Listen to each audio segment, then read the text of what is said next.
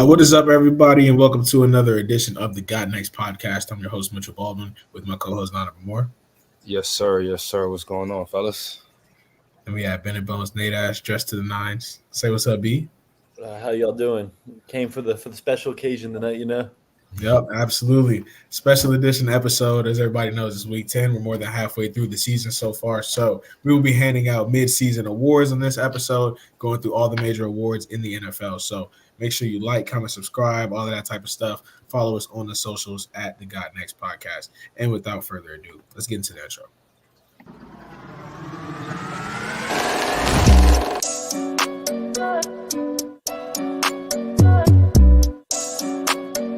Three-pointers. Outside jumper from three. The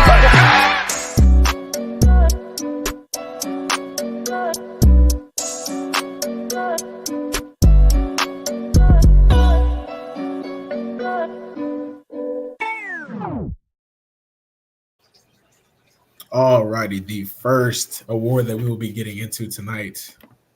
We got Coach of the Year, fellas. So B, we can go ahead and start with you, man. Who's your Coach of the Year candidate so far, midway through the season?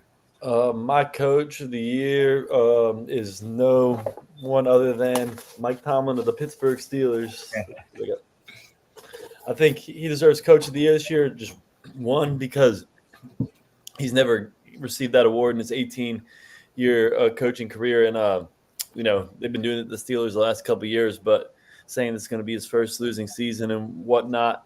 And doesn't look like it's heading in that direction. There still is a second half of the season to go, and their schedule is very tough. But I think if he can weather the storm, get this team to at least 10, 11 wins, I think he deserves the award. They obviously had transition at quarterback, but there were a lot of question marks about their offense still going into this year, and it's actually been an okay unit compared to years past.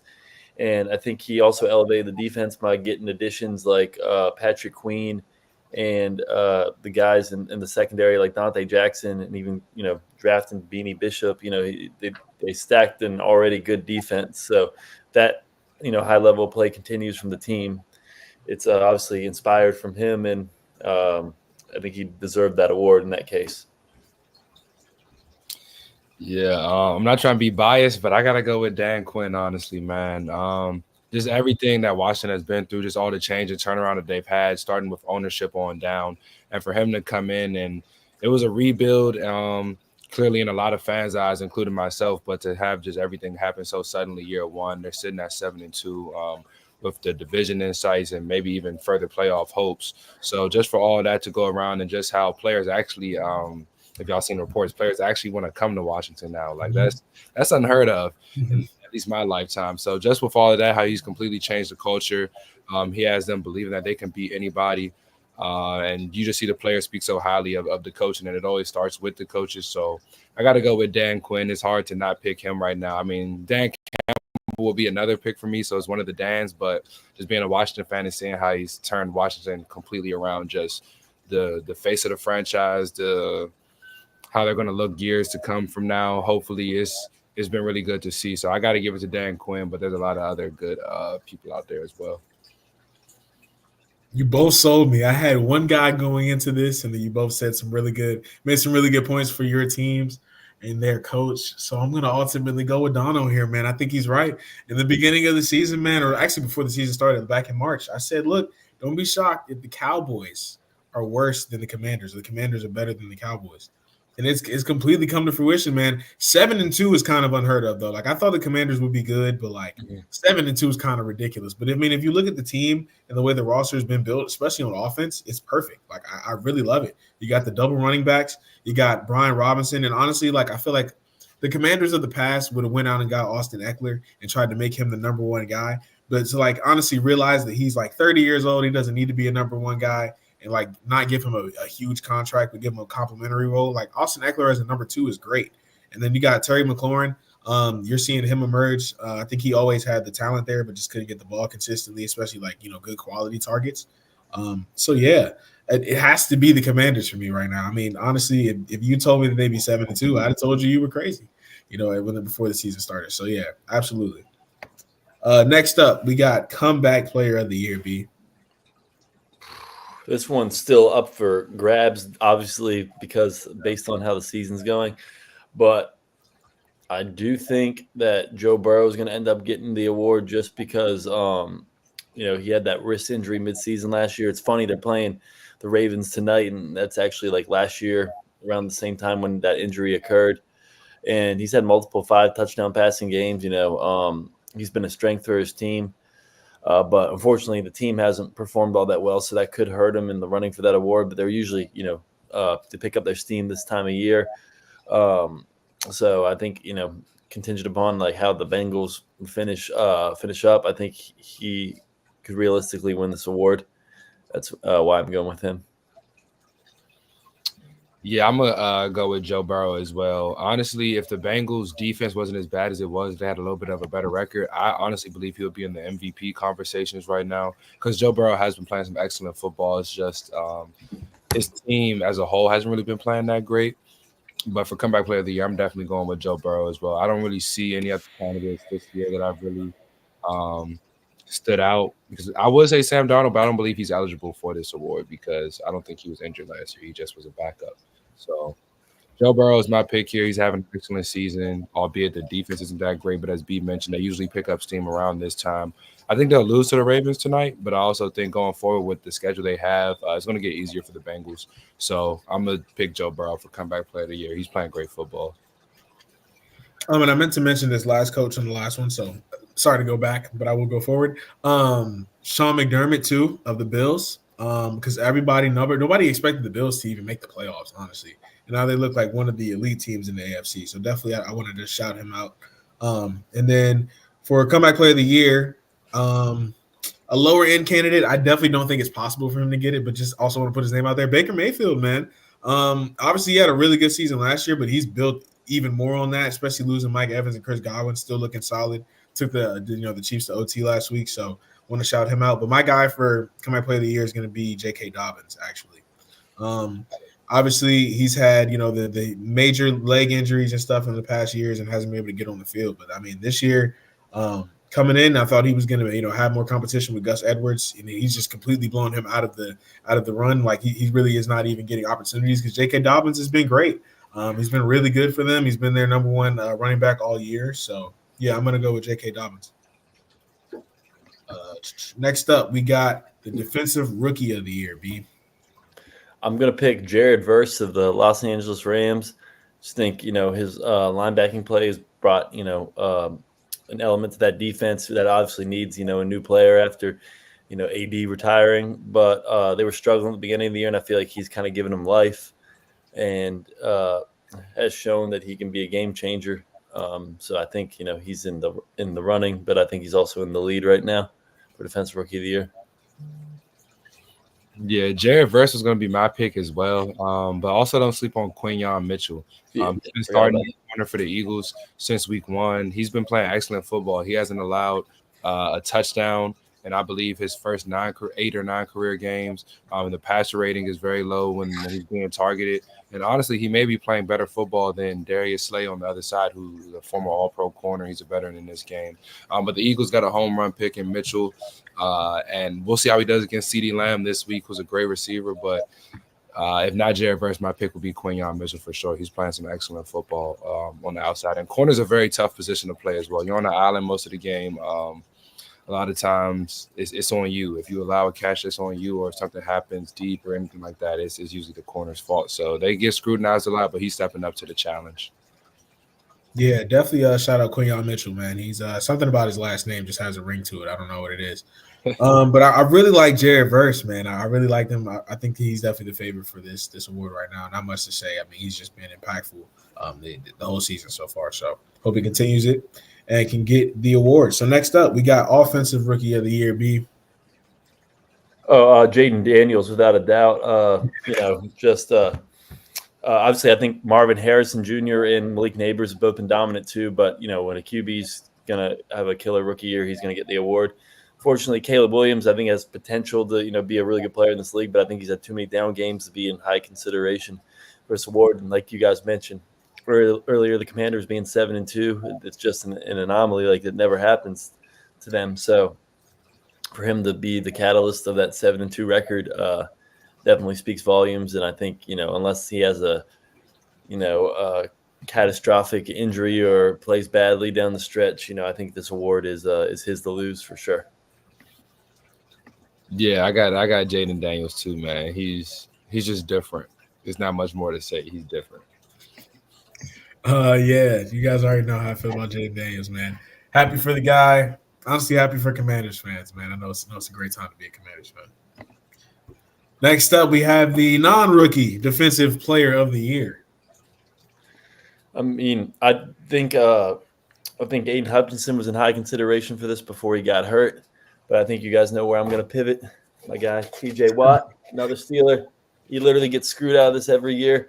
Myles Garrett had a great season last year, but he trails T.J. Watt in every statistical category. So, I mean, who knows what these guys are going to conclude, because clearly they have a flawed system in determining Defensive Player of the Year. I don't even think he was double teamed that much at all more than TJ was last year. So, I mean, maybe they just wanted to give it to the new guy and wonder if there's going to be a guy like that this year. There's been some good players in the secondary this year, I'm not going to lie, like Jesse Bates and who's that Packers player? Why can't I think of his Xavier name? McKinney. Xavier McKinney, yeah. But, I mean, edge rusher winning Defensive Player of the Year is like a QB winning league MVP. Like, that's kind of like, if you're a secondary player, that's like getting Defensive Player of the Year, it's like Adrian Peterson getting league MVP. Like, usually goes to an edge rusher. And, like, who's better than T.J. Watt right now? Like, literally, that went from J.J. Watt to Aaron Donald to T.J. Watt for, like, generational defensive players. And I think that's kind of, like, where the league's headed. He's the next, face of the game when it comes to defense in the NFL. And he's never not in the conversation, but I do think he pulls it off this year. The forced fumbles at critical times and games that he's getting are just phenomenal. He's winning games for us. And he always comes with the sacks, too. So he's always a high leader in that category, and he'll probably get an interception at some point this year too. I gotta agree. I'm going with T.J. Watt as well. He's just he's a flat out game wrecker. No matter what he does, he just always finds a way to make a play. And it's really tough to just describe T.J. Watt. Like, he just always shows up somehow, some way.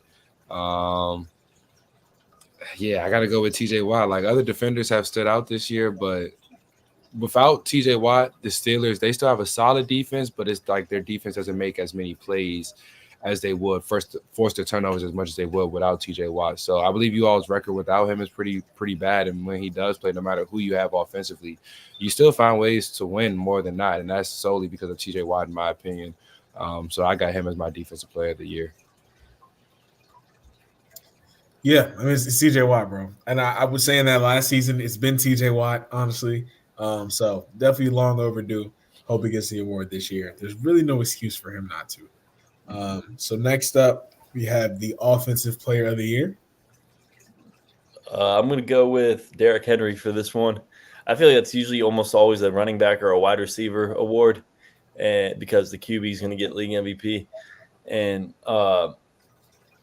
Derrick Henry has just been, a game changer offensively for the Ravens. They literally have the most stacked offense they've ever had in the Lamar Jackson era. Fortunately, because they got Derrick Henry, I think their defense took a step back because they had to lose some guys on defense to make that kind of, acquisition. But like, he's ground and pound. He's still Mr. Speedster. Like, he can kill you with a big run. He can run over you. He's just the most complete running back in the league. I don't know if he's a better player than Christian McCaffrey right now. We'll see when he gets back, but he's been the best running back this year for sure, as he was for so many years in Tennessee. So I think, without a doubt, he's my pick. Yeah, I'm going to go with Derrick Henry as well. Justin Jefferson's a close second for me, but with the season that Derrick Henry's having, he's already at 1,000 rushing yards. Who knows? He could, depending on how the rest of the season goes for Baltimore, I can see him knocking on the window of maybe breaking the single-season rushing record, especially with the extra game. But he's leading the league in rushing yards and I believe maybe total touchdowns as well. So it's definitely Derrick Henry for me as well. But Justin Jefferson, he's having an excellent season. And Jamar Chase could even be a dark horse as well. But Derrick Henry is clearly leading the charge right now. But I can see it being in any of those three guys. But Derrick Henry, as of right now, has that award. Yep, it's definitely Derrick Henry right now. Playing him in fantasy this week. sadly. So should be a great week. I'm looking forward to it, man. But I think he definitely has this award locked up. And last but not least, the most important award of them all, we have League MVP. B, who is your League MVP through 10 weeks? Just before I give my prediction, I'm going to give who I think the nominees are because I think they're all worth kind of acknowledging. Jared Goff, Josh Allen, Derrick Henry, and Lamar Jackson. I feel like if I were to narrow it down to four, it would be those. And the Lions have the best record, and it's sometimes hard not to give it to the quarterback of the team with the best record if he's having a late year. Goff has literally recorded like perfect games. He even caught a touchdown in a game. Like I know the Lions playbook's pretty fancy, but they have a lot of weapons, and they have the strongest running game in the league and the best offensive line. So I do think to a degree that might hold him back from getting the award just because he's not like throwing for like 300 a game, but he's just having really efficient, good games. Josh Allen is a contender because he's not throwing picks at all, and he's doing his normal stuff with the touchdowns. Not quite as high with the rushing touchdowns, but he's managed games better than he ever has in his career. And he's been playing like receiver by committee by not having a true number one. He just got Amari Cooper, but I don't think he's quite as good as what Stephon Diggs was to him.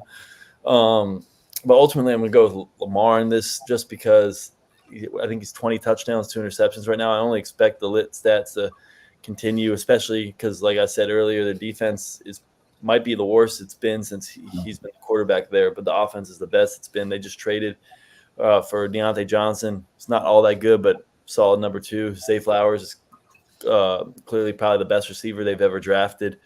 And they got the Twin Towers in Mark Andrews and Isaiah Likely. Their offensive line is cheeks, but when you have speedsters like him and Derrick Henry, it doesn't matter quite as much. I think he's just the type of player who wins league MVPs. You know how like you have that player who might not have championships but can just like rack a lot of league MVPs. That's been Lamar so far in the NFL. Like a better James Harden, kind of something like that. He's better James Harden of football. Just the way he plays is always going to put him in the league MVP conversation, and I think usually when he's in the conversation, he comes out on top of that award. Yeah, I gotta agree. Lamar has just been playing outstanding football up until this point. Josh Allen is very close in my opinion as well, but when they played head to head, I believe it was not a close game at all. So Lamar's just been playing excellent football. I think this might be the best year throwing the ball that he's had in his career up until this point, in my opinion. He's making some great throws down the field. He's seeing the field very well. He really hasn't used his legs. He still uses them, but he hasn't used them as much as he used to. Derrick Henry has really taken that responsibility off of him. That's been a huge help to his offense, but that's what makes the Ravens even more dangerous. So it all starts with Lamar. They have a great record. I feel like they'll definitely win their division. It'll come down to a few key games with Pittsburgh as the year gets later, but as of right now, I can't see anybody else besides Lamar having the award. It's close with Josh Allen, but just given that when they play head-to-head, Ravens won, I would give Lamar the edge. Hate to be the party pooper here, guys. It's Patrick Mahomes. That is the MVP. Until I know, obviously, he doesn't have the numbers that Lamar has, right? Obviously, but at the same time, his team hasn't lost yet. They're still undefeated. Until I see the Chiefs lose, I can't pick Lamar Jackson as of right now because I've seen Lamar lose. And not only did he lose, he lost to the Raiders. And then he lost to the Browns. But there are some holes in this resume here, all right? So, obviously, Mahomes doesn't have the Superman numbers this year, but the most impressive number he has is what, 8-0, 9-0? That's the most impressive number I can give you.